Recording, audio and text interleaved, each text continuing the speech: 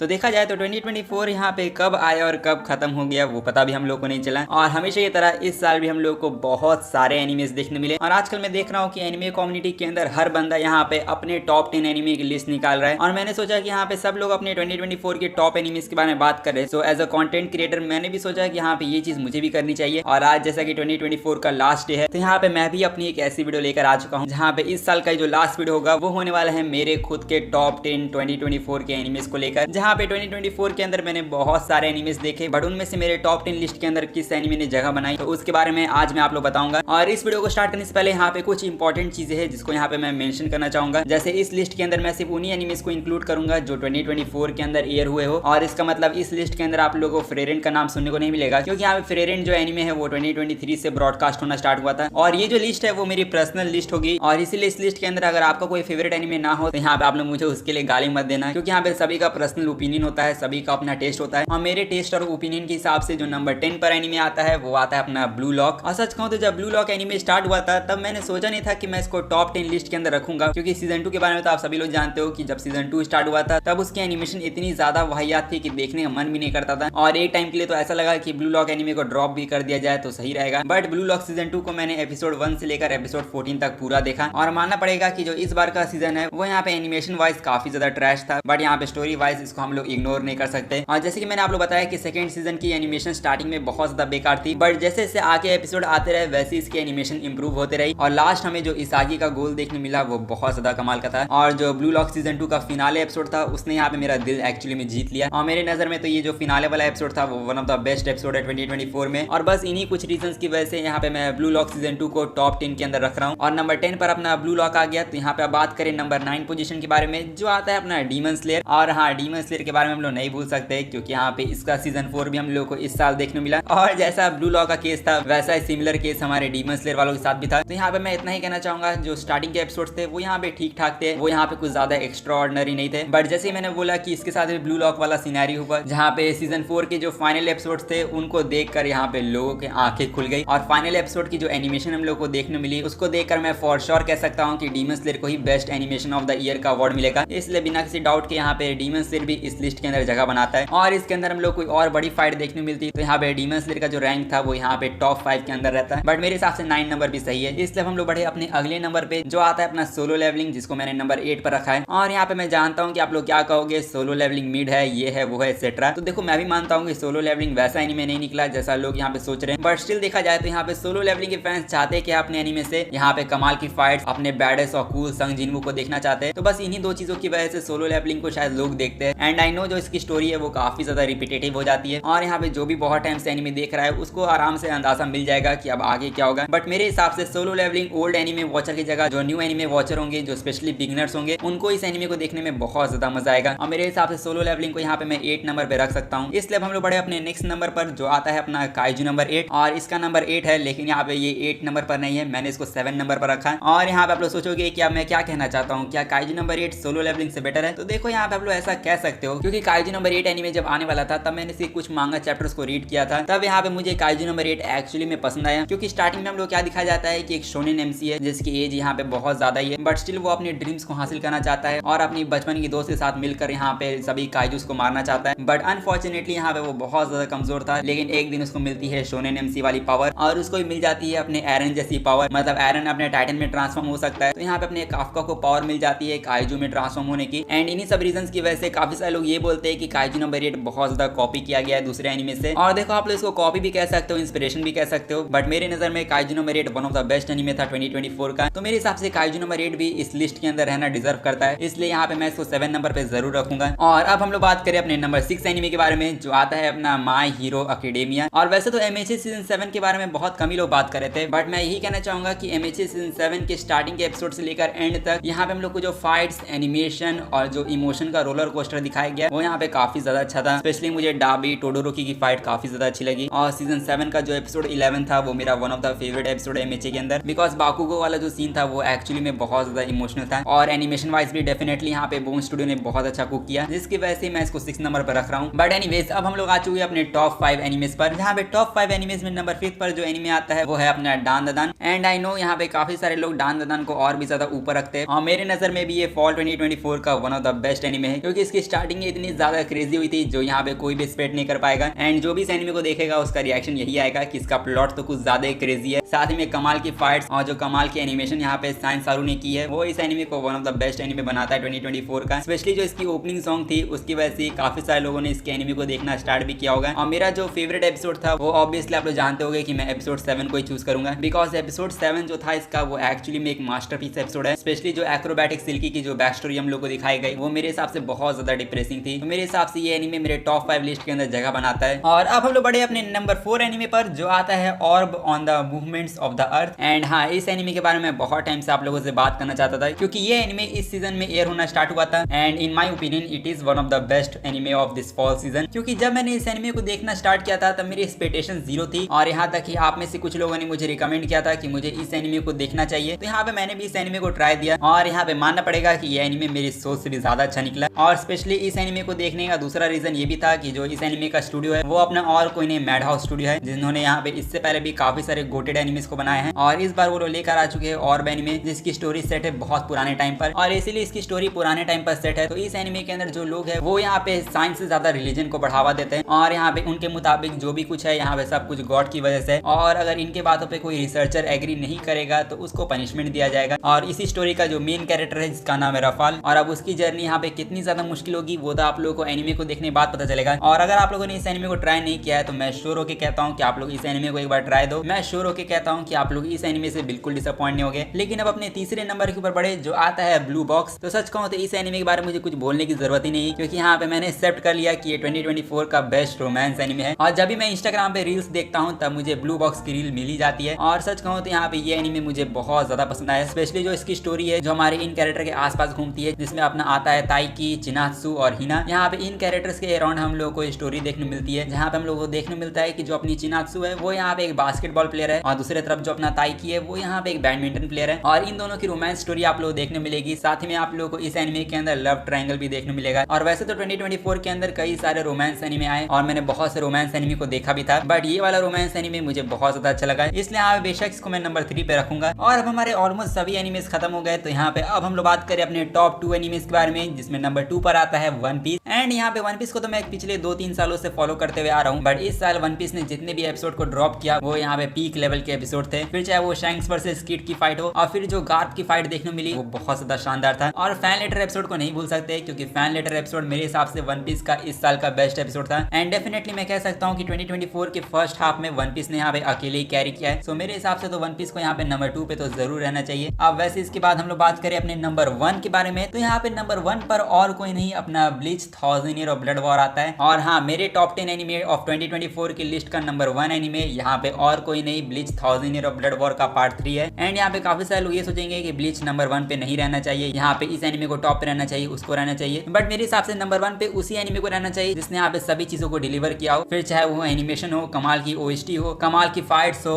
और साथ ही में प्लॉट ट्विस्ट एक्सेट्रा चीजें हम लोगों को जो देखने मिली वो सारी चीजें हमें 1000 ईयर ऑफ ब्लड वॉर के कोर 3 में देखने मिली। और लिटरली मजाक नहीं कर रहा हूँ, बट ब्लीच के कोर 3 के जितने भी एपिसोड ड्रॉप हो रहे थे वो यहाँ पे हर एपिसोड एक से बढ़कर एक थे। और स्पेशली जो कोर 3 की एनिमेशन थी वो बहुत ज्यादा खूबसूरत थी। अब हालांकि 1000 ईयर ऑफ ब्लड वॉर के अंदर हम लोग को इतनी चीजें देखने को नहीं मिली, यहाँ पे कई सारे कमाल के फाइट्स देखने मिले। और इसके साथ ही अपने सुनजुई की बंकाई, जिसको देखकर यहाँ पे एब्सोल्यूट सिनेमा तो बोलना चाहिए इसके लिए। तो मेरे हिसाब से तो ब्लीच को 2024 का बेस्ट एनिमे जरूर बनना चाहिए, बट मेरे अकॉर्डिंग 2024 के जो टॉप 10 एनिमेस थे वो यही थे। और अब आप लोग की टॉप 10 2024 की एनिमे लिस्ट क्या है वो आप लोग कमेंट में जाके बता सकते हो। और इसी के साथ आज की इस वीडियो को यहीं पर एंड करते हैं। तो अगर आप लोग को ये वीडियो अच्छा लगा तो जाके इस वीडियो को लाइक कर दो, और अगर आप लोग इस चैनल के ऊपर पहली बार आए हो तो चैनल को सब्सक्राइब करके भी रख लो। और मैं मिलूंगा आप लोगों से नेक्स्ट वीडियो में, तब तक के लिए सायोनारा एंड पीस आउट।